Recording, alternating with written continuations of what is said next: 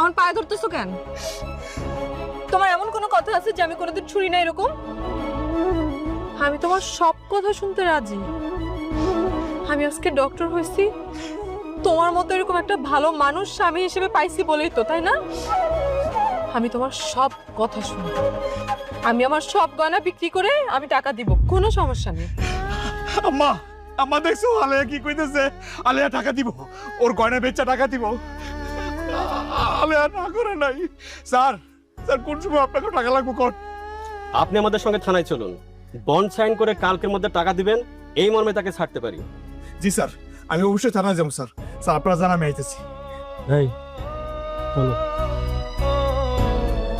দেখ ভাই কি জিনিস, এই হাসুরে বাড়ির থেকে ঘাড় ধাক্কা দিয়া বাইর করে দিছিস, আর সেই হাসু দেখ ভাই লেগে কি করতেছে। খরাই দিছিস কে? ভাইয়ের কাছে মাপ চা।